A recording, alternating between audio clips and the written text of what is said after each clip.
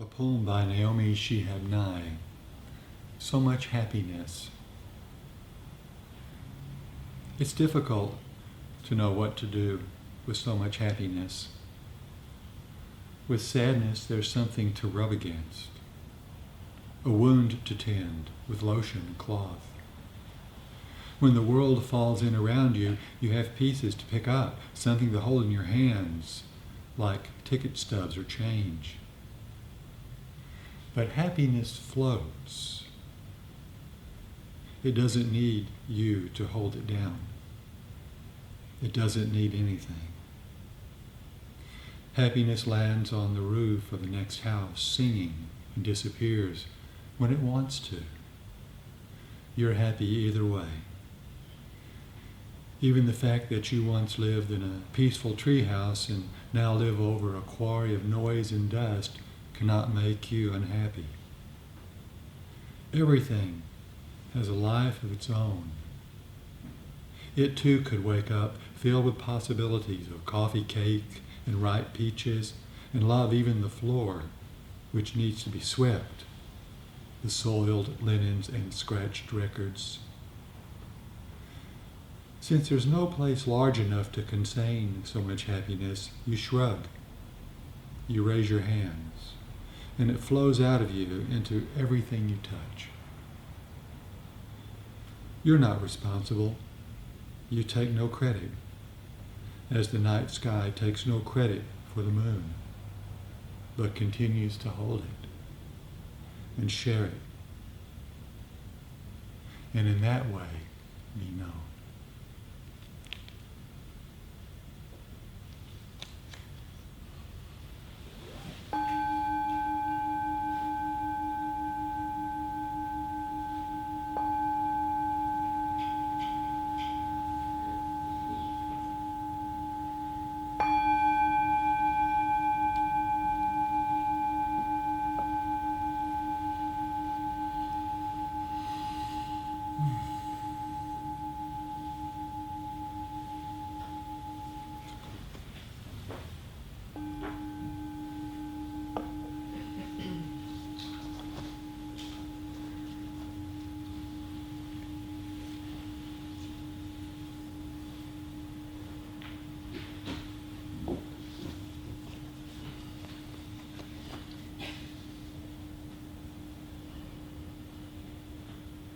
So last of the hindrances, the end.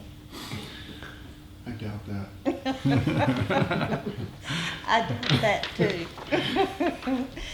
And Paul just reminded us of what the last one was, which is doubt. Doubt. So let's talk about these 5 energies for a minute, just to kind of refresh our memory of how important they are. And they are just energies. And the first one is the wanting mind. I want, and that as they relate to our formal practice is important.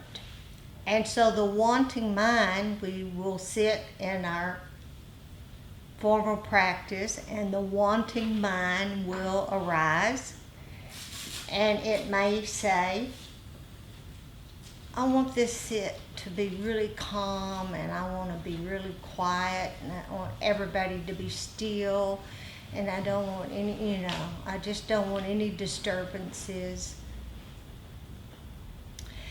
And so we set ourselves up because we want life to be the way we want life to be. And as a result, first of all, it's not going to happen. And as a result, it causes us suffering, unnecessary suffering. The second one is aversion, not wanting life to be or our practice to be a certain way.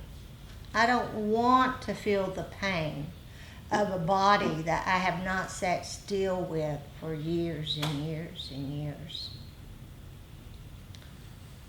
sometimes I say to myself, well, what do I expect? You know, all of a sudden I'm sitting still, noticing what's actually happening within my body. And I don't like it. And so we push it away because we don't know what else to do with it. The third one is sloth and torpor.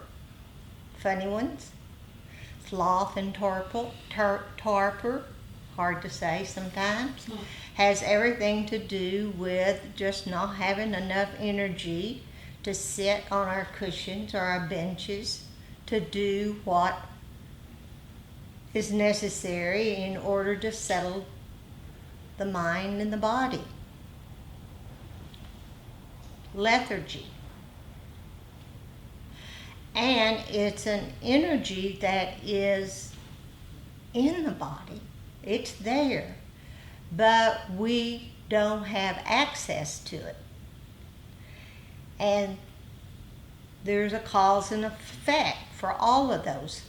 But one cause and effect is we're mentally going back and forth with wanting and not wanting, wanting and not wanting. And so there's this struggle. And then all of a sudden we're exhausted.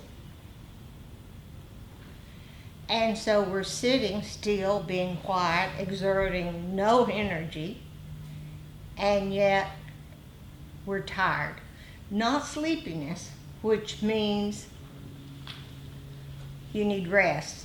The body needs rest. The fourth one, the one we talked about last week, was restlessness. Just feeling like I can't be still for this length of time. It's just too much to ask. Just feel like you're going to jump out of your body. Restlessness. And so restlessness can arise in our practice. Sometimes we notice, especially at the end, when we are anticipating the bell to ring. Now, why is he not ringing the bell? I know it's been at least 45 years since I've been sitting here. And so we get this agitation, this restlessness.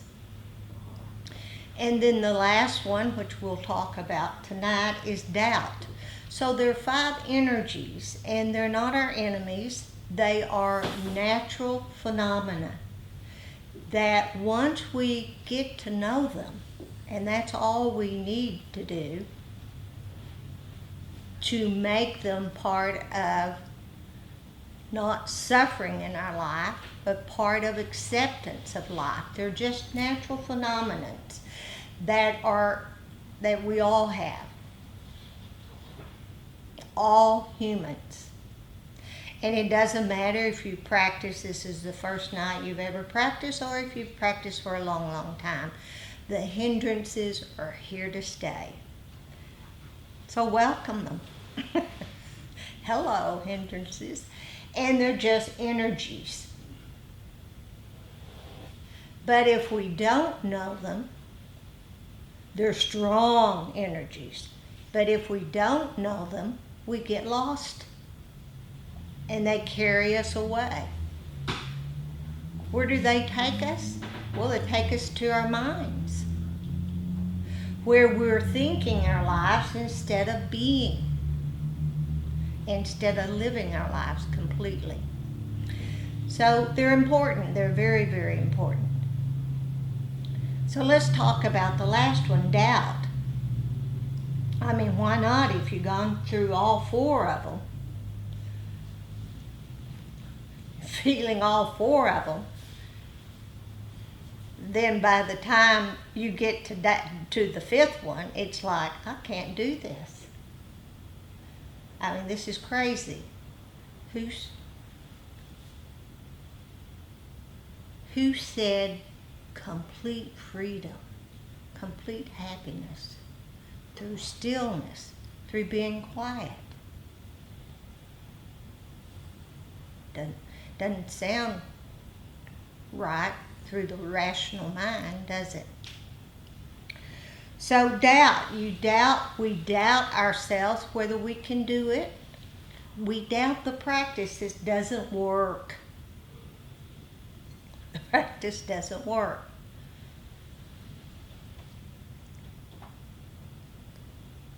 Or the teachings are difficult to understand. So we develop this doubt, and the doubt of all the hindrances can be the most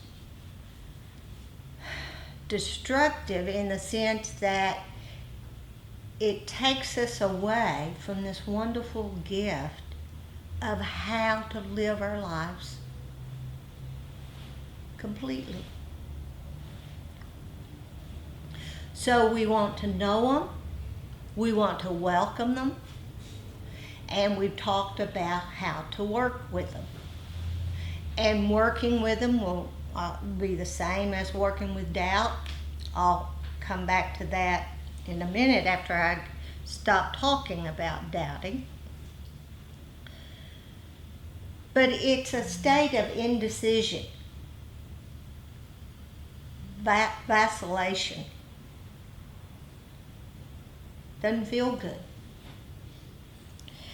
And as a result, when we're sitting, we can't fully apply ourselves to the practice of following our breath and being in the present moment. And that's important. If we're going to go to the effort, then let's do it. And so it causes us to hold back.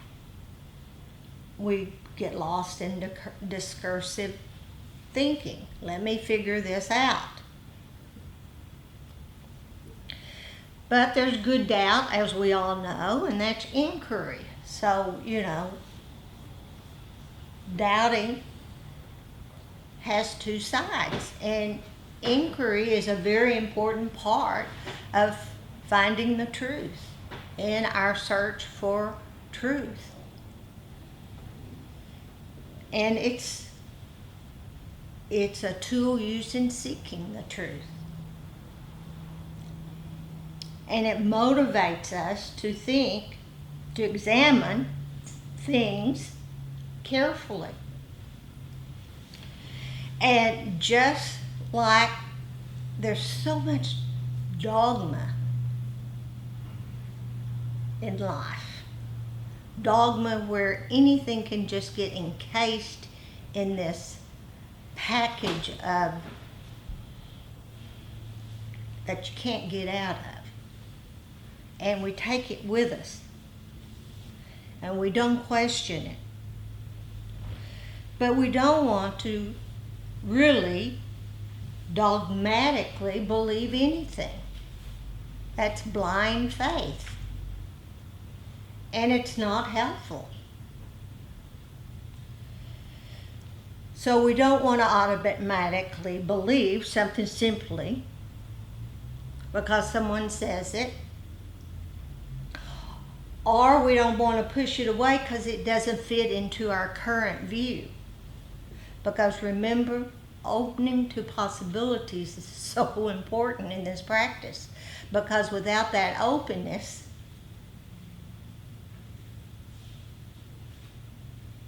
what will arise? It is that wisdom, truth arises with relaxing, opening to what is. So this practice is radical. It's radical in the sense that all the tools that we've used in our lives to have a career or learn something or to accomplish something, setting up goals, striving, they don't work. They don't work. They don't lead to complete freedom.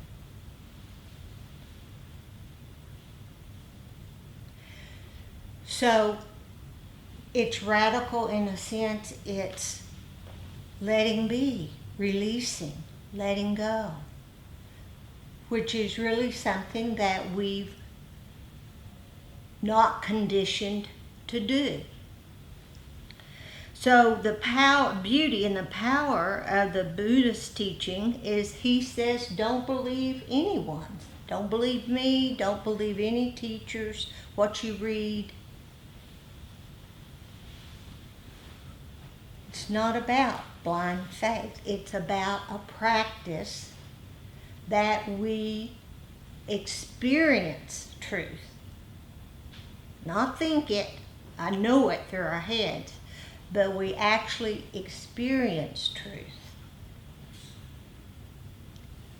It's experiential. And until anyone experiences it, it's just words. It's thinking. It's using the head. So,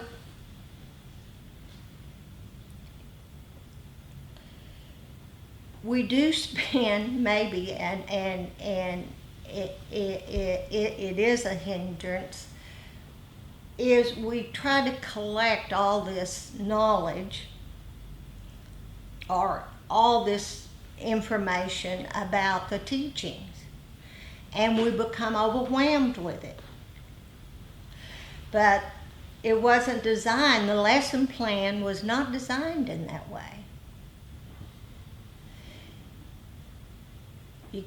It's a process, a practice that it takes a lot of patience. You can't have it yesterday.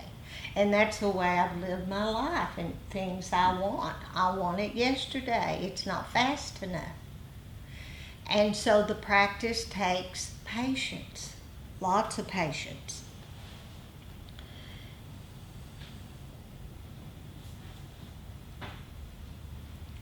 When I first started practicing years ago, I said, I don't want to be a Buddhist and I don't want to know the teachings. I just want to sit. And so when I would say this to teachers, they'd say, fine, it's all in the practice. All the wisdom can be found within the practice. Well, thank goodness, because it's such a support system, I became interested in the teachings. But lots of the things, not very many of them, very few of them, I had already directly experienced. And it was like, aha, yeah, I know that. I know you. I've experienced that. So that's important.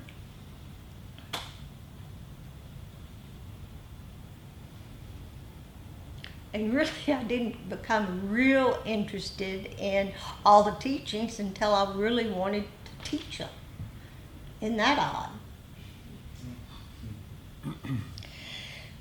But doubt interrupts the gathering of data with some premature questions. And there's no such thing as a bad question. But you have to know a little bit before you even start. We know that. And so we come in with a lot of doubt because we don't have a lot of knowledge about the practice. One time, many years ago, we were at Himera Springs. Joseph Goldstein was leading the retreat, and it was a 8 or 9 day retreat. And one person said during the question and answers, see if you remember this, Randy. He said, and it was a group like that, well, who is the Buddha? I mean, it's a good question, but think about it. Who is the Buddha? And Joseph, very kind, says he is one wise man. And that was his answer. So,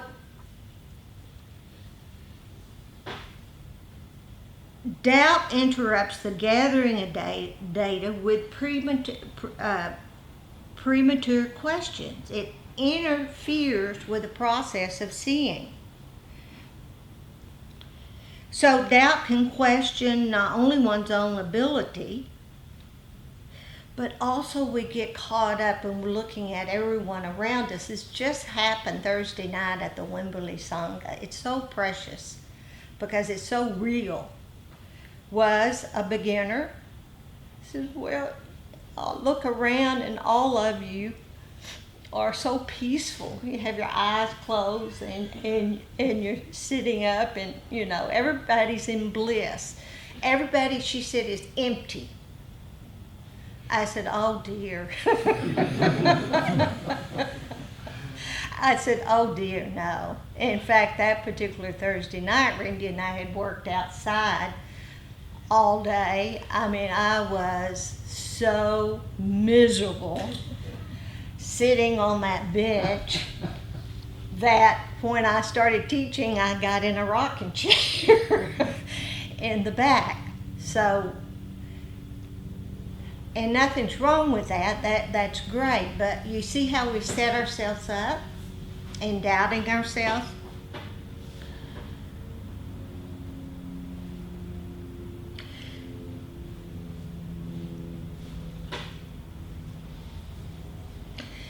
And so doubt, because it's a mental energy, drains us and it disconnects us from the present moment. And it's not useful. So what do we do with it? Well, you already know. You can tell me. Every one of you in here could say, yes, we get to know it directly, clearly, as we sit quietly and we begin to look and we recognize it. Oh, doubt. There you are. Let me know you. Come in. And so we can use RAIN. The acronym RAIN. We can recognize it. Begin recognizing doubt when it comes up. And then we allow it. Oh yeah, well, we all, doubt, you're in all of us. And then we investigate. We get to know its true nature. And what happens is we don't get caught in it. We don't identify as, oh, I'm a doubting person. And that happens quite naturally. And it's important to notice, and it's not necessary, and certainly doesn't happen very often, but anytime we can see these energies come up as quickly as we can see them.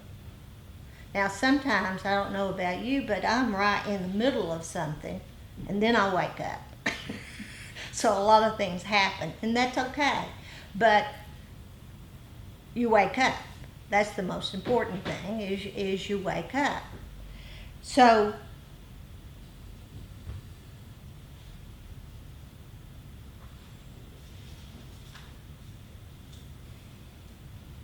if we catch it early, sounds like everything in our lives. If we catch it early, then it doesn't take us away and we don't get lost. But what happens usually is the doubt comes when you've had enough experience, or when you've practiced enough. There's a time, what's called, you take your seat, and even saying those words or looking at my cushion puts me there. So with practice, there is faith.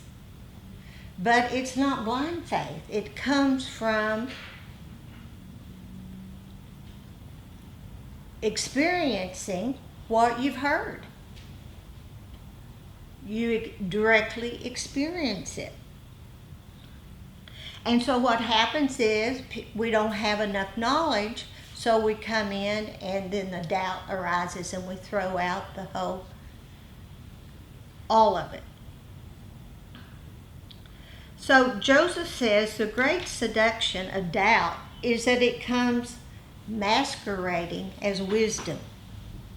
We hear these very wise sounding voices in our minds, questioning our ability, questioning the practices we are doing, questioning the teachers,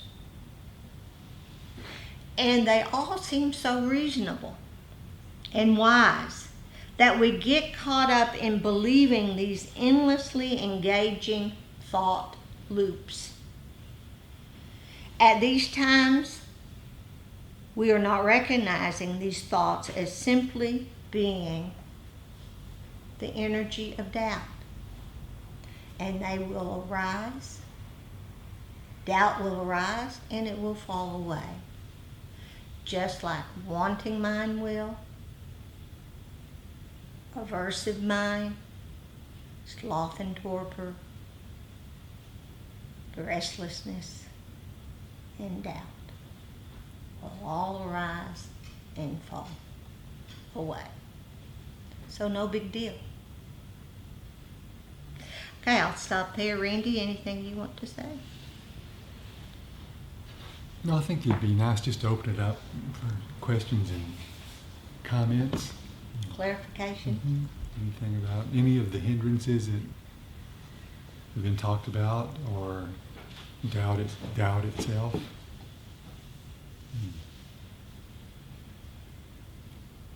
I doubt if anybody wants to say anything. I came tonight because you're going to talk about doubt, because I've been paralyzed by doubt for months now, and I don't find it something I can work with at all. It just paralyzes me to the point of not doing anything, not reading, not meditating, not studying, not even to the point of saying, well, I think I just want to break from Buddhism for a while. I find that very hard to come out of. Any ideas? Coming tonight was a big move, Yes. a big decision. I nearly didn't, and I thought, well, here's a chance to hear somebody talk about what your problem is. Exactly. The doubt, can you describe your doubt? It's just... No, it's just like a sort of blanket that comes over me. It's a depression. It's a type of depression, I think. Or it's linked to depression. I'm sure it is. But it just is a sort of deadening, a sort of no more interest. Shuts you down. Yeah. Drains you. Sorry? Drains the energy. Oh, absolutely. Yeah. Yeah. And is there any way you can get to know it better? I think I know it quite well. Okay, you know it quite well. Yeah. So, all right, let's go to the next step. Is there any way you can make friends with it? I think that's a very interesting idea, not one I've ever thought of. And this is what happens, Veronica. When we push things away, whatever it is, it gains strength. It gets stronger. And the more aversion, the stronger it comes back. That's why the path leads us into accepting everything and looking at everything in a way that we're not conditioned to do, which is in a friendly way of saying, oh, doubt has a nature. This is doubt's nature. So it is the things in life, and the good, the bad, and the ugly, that we push away that causes us the suffering. And so one technique is to not only get to know it, but make friends with it. Randy, have you told that story about Joseph and fear? Did you tell it here or did you tell it? Well, I think I may have told it here, but It's a great story. well, Joseph Goldstein was talking about working with fear, and that it had been a big thing, and he'd been working with many, many years, and he was doing walking meditation during a retreat, I think, and he had this insight that it wasn't the fear at all that was the problem. It was his aversion to the fear that was the problem. So he started paying attention to the aversion and gave space for the fear to be there. So it was a different way. So he sort of said, in a way, fear, if you want to be here, that's fine. But I'll accept it and allow a place for it to be. So maybe just practicing with that. Allowing. Naming. Name her. Name her a sweet name. Okay. Yeah. I have a similar kind of relationship with doubt, as you mentioned, and I tend to think I always try to think in metaphors, because that's how I understand things. So I look at myself, the self that I am, as like my house. I live in my house, and the 5 hindrances, they have a room in each in the house. They each have a room. But if I'm not careful, they start taking over the house, and my room gets tiny, and they're taking over. And doubt is the one seems to be the greediest of the bunch sometimes, always trying to take over the house. And if so, then I'm trapped, because I'm now in doubt's house. It's not my house that doubt resides, and they all reside. They're my roommates for life, period. And that's fine, but it's my house. And so I stopped trying to push them out or ask them to leave, because I realized through these lessons that they're permanently mine. So I just I noticed them, I addressed them. And so I used to have a bad habit, like when something wouldn't go wrong or I'd make a mistake, I'd say, of course. In other words, yeah, of course you screwed up. You're natural to screw up. You always screw up. That kind of negative thinking, doubt thinking. So then I replaced that.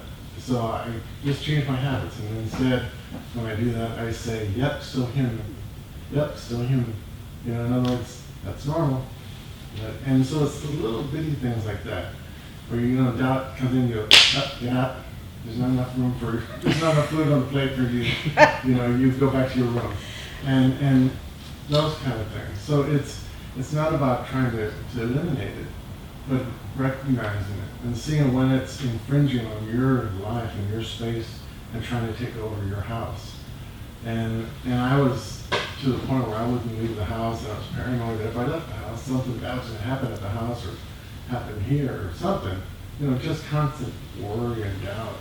And so it's just, I call them baby steps, finding little baby steps to take, like the yep, still human thing, or just noticing it and saying, okay, if I do this, it's because I'm giving in to doubt.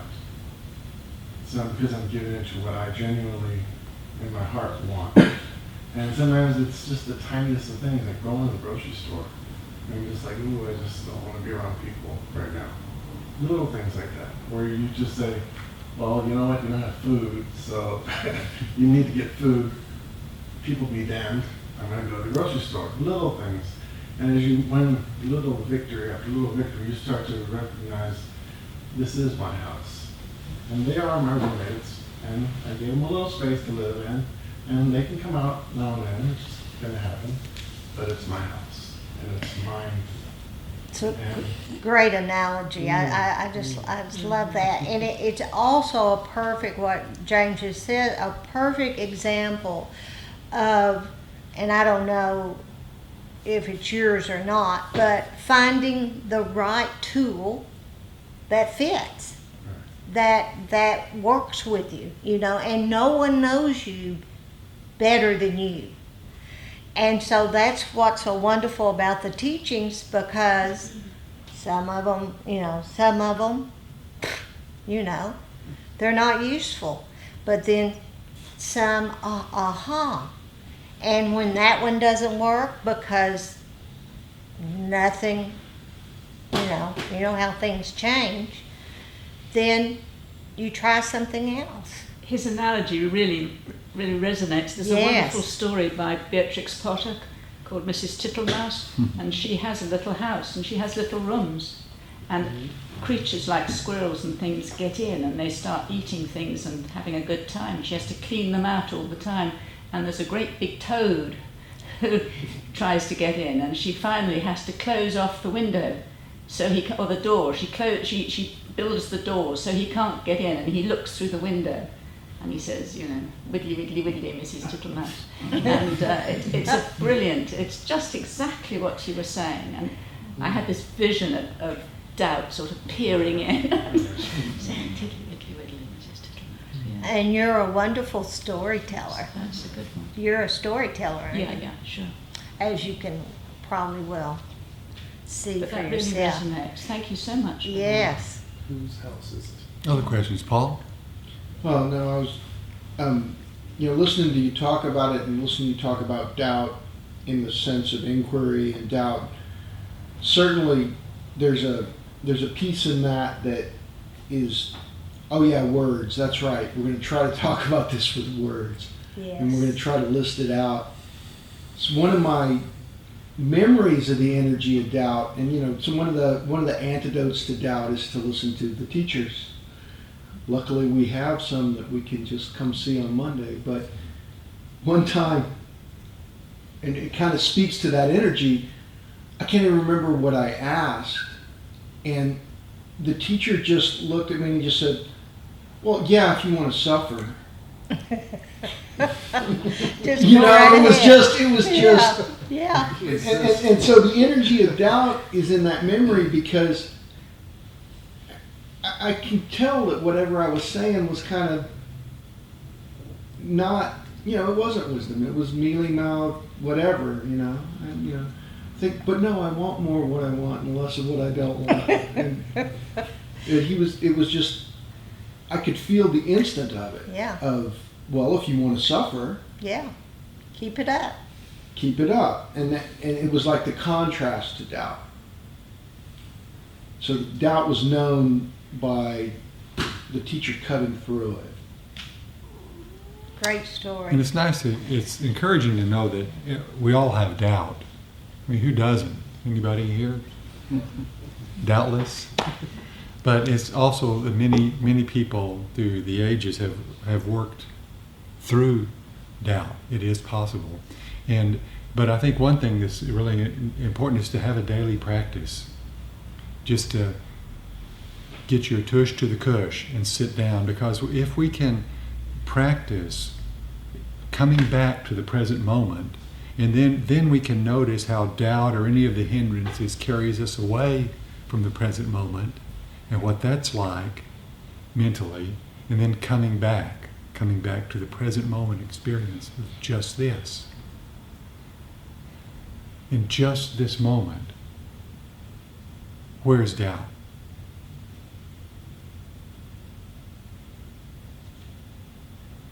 Because there's always just this, isn't there?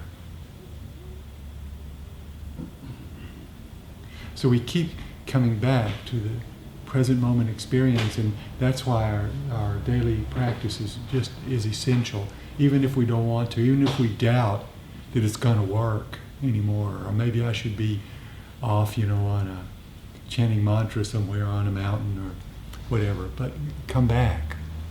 Put your tush on the cushion, even if it's for 5 minutes. Just sit. Feel what it feels like to be present. Get that perspective. And then see what happens then when doubt is noticed. And come back. Notice. Come back. Notice. Come back. It doesn't exist in the present moment. Cara, or Cara? Yes. Cara. All right, well, tell me your name, Cara or Cara? Cara. I thought it was Cara. We had a discussion about that. I like that. Okay. Yes, sir.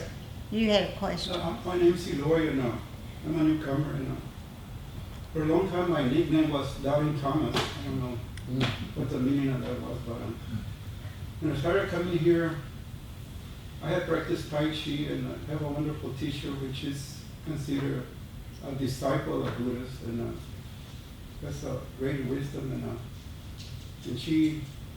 in here too, I always talk about mindfulness, and what do you call it? It's mindfulness and living in the present. And when I started coming here, well, how else can you be? And then I asked myself the question. I said, how can I not be in the present? Because, so they kept saying, you gotta be mindful, you gotta be present. And then I started saying, started thinking, answering myself that I kept going back to the past, what happened, regretting the past. So, Yes. So I said, wait a minute, that's what they mean. I'm living in the past. I'm not present. Or I worry too much about the future. So Yes. and I was hearing you talking about wanting and not wanting, and I said, what produced these two failed marriages that I've been through? And I started saying, well, with my first wife, I wanted to travel. I love to travel, and she just had nothing to do with it. And she wanted me to drink, and I will not touch liquor, so it just started creating a lot of resentment, I think that's what. And I think we started, in the walls of resentment, we started doubting each other. And what doubt produces is a lot of uncertainty.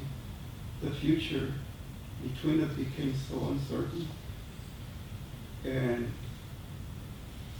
so what I have learned here is that what doubt and wanting and not getting what we want, or wanting, in other words, wanting too much produces anxiety, because I'm an old guy, and I know that nobody in the world gets everything they want. Nobody gets it. That's true. You're just not going to get it. And so what I have learned from reading books from Buddhists is that there's nothing you can do. No, and that's deep, deep wisdom. The things that you're saying that you realize about the future and the past, and there's nowhere, that's wisdom. That's deep, deep, deep wisdom. And so that's wonderful. You're so right. Where are we if we're thinking about the past? Well, we're in our heads. Where are we when we're worrying about the future? Well, we're in our heads. So, as Randy was just saying, once we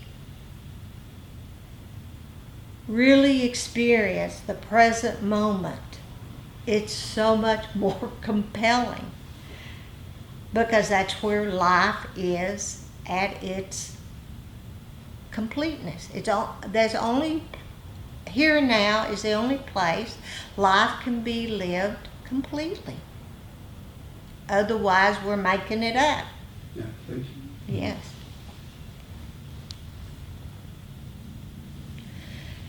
But these hindrances are like emotions in some ways, in that they, they're screaming at us, like Veronica, like your doubt is screaming at you. It's wanting your attention. It knocks on the door. So,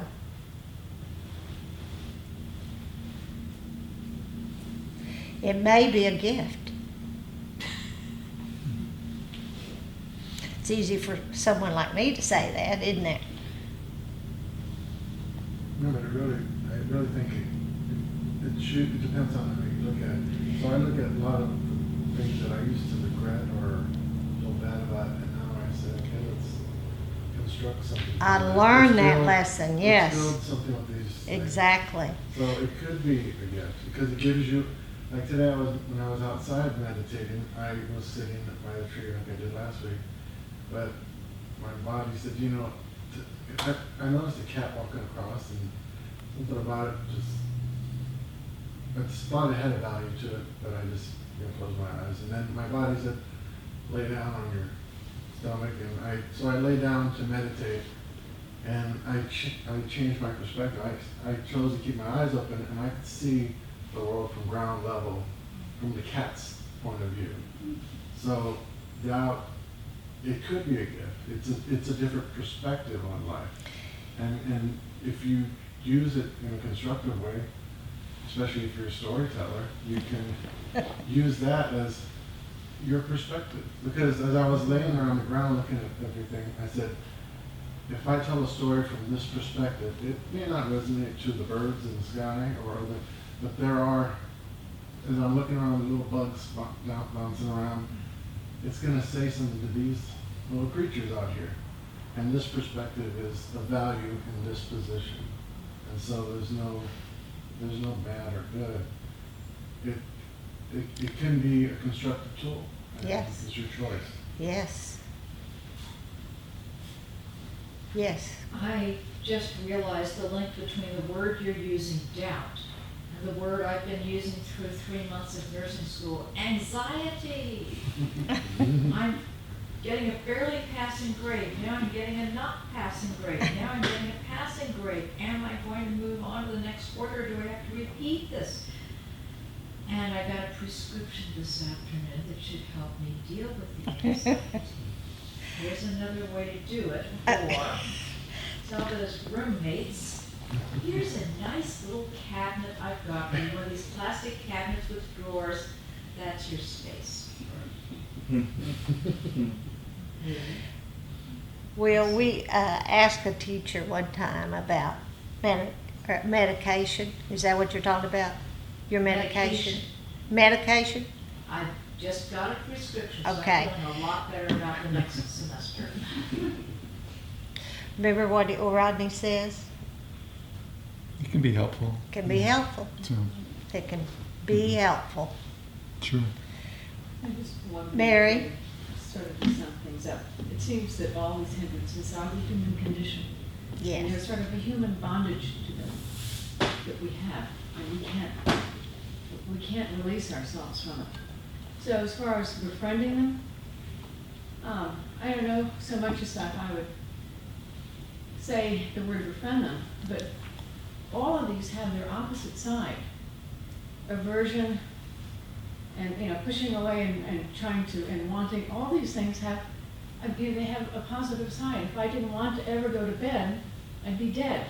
If I didn't want to eat, I would be dead. Right. If I didn't get out of the street and had aversion to a car coming at me, I would be dead. All of these things have a flip side.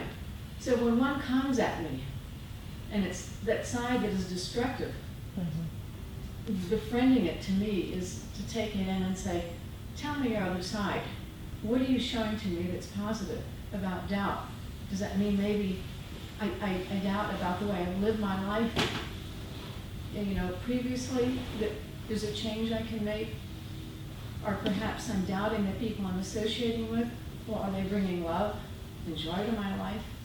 I mean, all these things I think can be flipped around, but it's to try to get rid of them, Anita, like you were saying, is a recipe for utter disaster. It and is. unhappiness. Because they'll come back stronger. Yes. Comes back stronger. It's nature saying, open, open.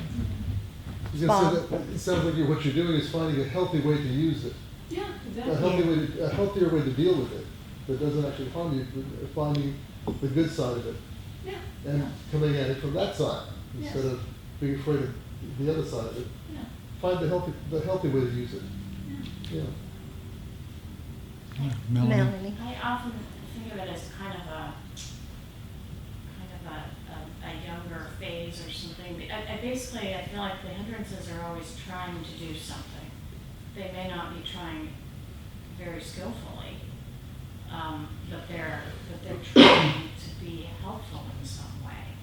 And so then it's just kind of a matter of teasing out the reason it's helpful to get to know them is to tease out what are they trying to do, and is it really relevant to the situation? I mean, I know that's kind of intellectualizing it. Well, no, you can, it's our inquiry. But I think it's very much like what you're saying, you know, some aversion is constructive, but it's when it's habitual and not. It's when we not don't know appropriate. it. It's when we don't It's know it. only Yeah, when we yeah. don't know it. Nothing, everything is okay. Nothing's, When we don't know if it's reacting to the present. yes. Or if it's. Yeah, on its own. it's how we relate to it. Yeah. And, you know, you gave perfect examples of relating to it. Oh, how can you help me? What are you trying to say? If they're arising, I think they're always trying to tell us Yeah. something. Well, you know, Tara Brock says that. She says it's these kinds of things, hindrances, emotions, they are knocking really like she says, like a screaming child. Yes, yes. Invite them in. That's what Invite they them want. in. What do you Yes, want? How can I help you? yes. And can you feel the release in that? You can almost just feel the release in that. What I've realized tonight is I use other words in place of doubt. Like fear or anxiety. Yes. So knowing a word that's the correct word to put with that feeling, seems like you can get control of it if you know what's really going on in your mind and your body. Well, it's one that it's commonly said that hindrance sometimes is kind of a negative connotation. You hear the word hindrance, so if we can also explore their energetic qualities. What does that mean exactly? You can feel it. You can feel the energies in your body and in your heart. You can actually, you know what they feel like. Doubt has an energy. Sloth and torpor has an energy. So rather than looking at them as problems or quote the word hindrance, Yeah. just look at these different energetic qualities. What is the quality of aversion? What does it feel like? What is my attitude when I'm feeling aversion, or when I have this wanting mind and nothing can stand in the way of my desire? What does that feel like?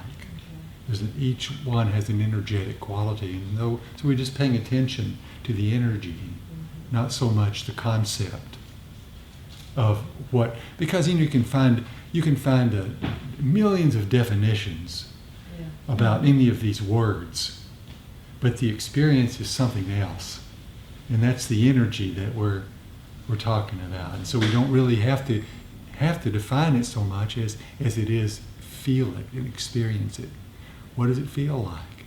Because anything we can experience in our bodies, we'll also, like we feel any other sensation, it always arises, all things arise, they stay for a while, and they pass away on their own without us interfering at all. But we have to experience that energetic quality. So I'm really glad you said that about looking at terms to try to define. It's really not necessary. Yeah, John? It just struck me that maybe one way of looking at doubt is that maybe it's a way of getting us back to beginner's mind. Yes, it is. Because after all, if we don't have any doubt, well, it's kind of like being an expert. Yes. There's really no possibility of being an expert, right? You're right, exactly. If doubts, well, that opens up, well, then, gee, what Yeah. another way of looking at this. Really, because many of us are here because we doubted whatever we were maybe brought up with, and or the concepts we were brought up with, or maybe with the religious teachings we were brought up with. Many of us are here because we doubted, and it was a helpful doubt, like you say, an encouraging doubt, a not knowing type of doubt that brought us here to this place. So, Well, and remember where these energies are set in the teachings, because this is the fourth foundation, part of the fourth foundation of mindfulness. Okay? So we're working with mindfulness of the body, mindfulness of sensations, emotions. We're working with mindfulness of the mind, how to get to know it, the nature of it. And now we're learning these 5 energies that come up through wisdom, through people someone who's actually practiced, that we want to look at in a way that hinders our clarity. But that's not all that they are. But that's where the teaching is focused. That's the umbrella that these 5 energies are under. So they're much more than that, like you're all saying. But the teaching is just be aware of them and don't get caught in them. they can put a spell on you. So I think it's getting kind of late. So Okay, it is. So we usually end with metta, meditation, loving kindness, one of the Brahma viharas, and loving kindness, metta, compassion, joy, equanimity. But metta really sort of embodies all of those qualities of mind, beautiful qualities of mind. So for the metta practice, you can lean back, relax. Just feel easy in your heart. You know, the mind often seems to have boundaries, like being inside of a prison. But the prison door is always open, as Rumi says, always open through the heart. We can always walk through that door with our heart, because when we think of metta and loving kindness, metta is boundless. So we can offer this kindness to ourselves. If you would like to repeat the metta phrases that I repeat, that's fine. But as you say them or repeat them, let them wash over you, so you can actually feel what it feels like. As I wish to be safe and free from danger, so may all beings be safe and free from danger. As I wish to be happy, may all beings also be happy. As I wish to be well in my body and mind, so may all beings be well in body and mind.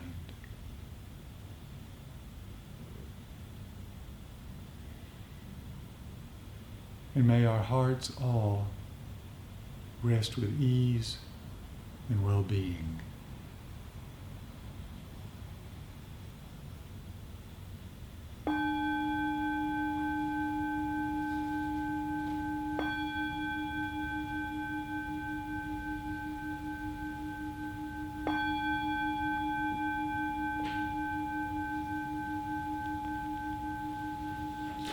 It's a beautiful night. I doubt if it's going to rain. But